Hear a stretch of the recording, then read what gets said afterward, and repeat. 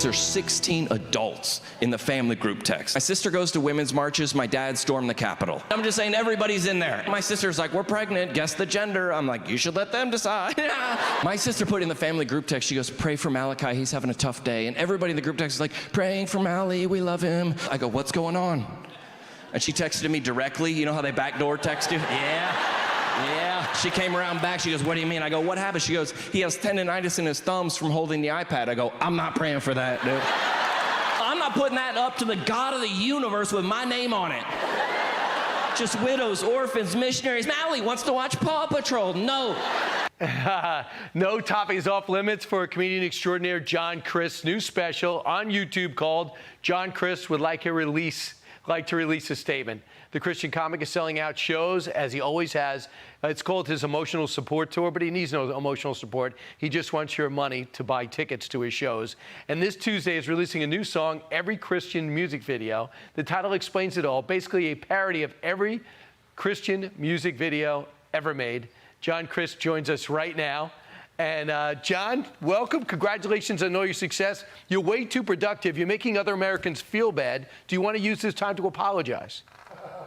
Hey, I'm just trying to follow you. I feel like you got me on a podcast. You got TV hits. I mean, I'm gonna have to come over to your house for dinner here in a few weeks. Right. I mean, it's kill meat is everywhere. You know what? And you do the thing that I respect most. You know how to dress casual. T-shirt, hey. Jean shirt. I mean, isn't it hard to do that? What you're doing right now? This is Nashville, bro. If I walked, I don't even know where to get a suit. If I was like, hey, can I buy a suit there? Go, we don't have. You got to go up to New York City. We don't have those here. So, John, you do more interaction with the American public than most people. Not only the videos that you shoot, but the crowds that you get. There's a new study out now with millennials, and the top 5 reasons millennials are getting fired. They seem to be getting fired a lot these days, and a lot of it has to do, I think, it's correctable. But you, before I get into the study, you understand what it's like to be a younger person trying to make it in their first job like fast food. You're only allowed to work in what place growing up? Listen, everybody knows this. The only restaurant I was allowed to work at in my Christian pastor family, my dad said I could work at Chick-fil-A for the summer. That was the only. McDonald's, absolutely off limits, but Chick-fil-A, they'd let me work there. Yeah, that was the only one I was allowed to work at. How'd it go? Well, I mean, you don't have to bring this up on national television, but I did get fired. Unfortunately, I was trying to stir the lemonade. I couldn't find the stir, and it was back there. It was an emergency situation, and I did stir it with my hand. But it was all the germs have probably worn off if you did drink that lemonade back in 2001. If you're still alive, you should be good. Well, that was a mistake, an error in judgment. You learned from it. You probably haven't done it since. Other millennials who, by the way, we have a lot of respect for, but so far we're finding they're having trouble holding jobs. They blame it on a lack of soft skills, time management. They face pressure from technology and advancements. They also have a struggle with criticism. Mentally, it's not good. They also want life-work balance. So you understand what they're going through now. Any advice for millennials watching right now that maybe are unemployed or recently fired? Well, I mean, listen, remember growing up, and I'm not one of these big, well, back when I was growing up comedians, but remember, how often did you hear, Brian, growing up, we can't afford it. We can't afford it. All the time. That's all. I think that's the 3 words opposite of I love you. You can't afford it. We can't afford it. That I heard, I think, every day. And now that doesn't seem to exist anymore. They're just like, oh, there's no delayed gratification. If they're like, Louis C.K. used to have a bit that goes, remember when we ran out of money? We were just like, I guess I can't do any more stuff now.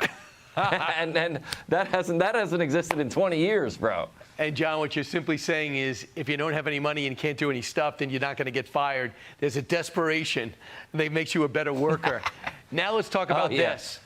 Before I get to your response to this, JetBlue is getting out of their partnership with American to buy Spirit. That's their goal. You talked about Spirit Airlines and what JetBlue could be getting. Here's John riffing about Spirit Airlines. I was on a Spirit Airlines flight, and there was like a medical emergency. You know, when they come on, they're like, is there a doctor on board? And everybody was panicking, and I was just like... They kept lowering the standards, like, is there a nurse on board? I go, there's no medical professional on this flight. This ticket costs $40. We're all unemployed, okay? Spirit Airlines, a good airline, especially if you don't have a lot of money. They get it done for the most part. But, John, you do point out that you wonder what JetBlue is thinking. They have a chance to have a partnership with American, a blue-chip airline. Instead, they go Spirit. Good move, bad move? You know what? It's a gamble. It's a gamble, I'll tell you that. We went to Vegas last weekend, and we didn't gamble in the casino, but we did fly Spirit. And that is a gamble with your body. You don't know what's going to, I mean, once you get on that flight, you're like, well, I can't tell you, you took Spirit. It's not our fault. That is it. When you say or complain, they go, you're on Spirit. Oh, yeah, I take Spirit myself. Yeah, come on, listen. Hey, but sometimes they got flights. That's the only way to get direct. But I did have to put down the landing gear myself. That was weird. Like, hey, can anyone come over? I was like, this is my fault. I mean, I'm sitting in the front, but we're all in this together.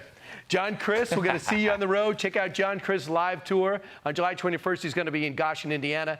Then he's going to be performing in a sold-out show in Hattiesburg, Mississippi on the 28th. Don't even try to sneak in. He presses charges. For more dates and times, go to johnchristcomedy.com. John Crist, you're the best. Thanks so much for not dressing up first. I wouldn't recognize you in a suit, and I want you to fit in Nashville. Hey, Sean Hannity here. Hey, click here to subscribe to Fox News YouTube page and catch our hottest interviews and most compelling analysis. You will not get it anywhere else.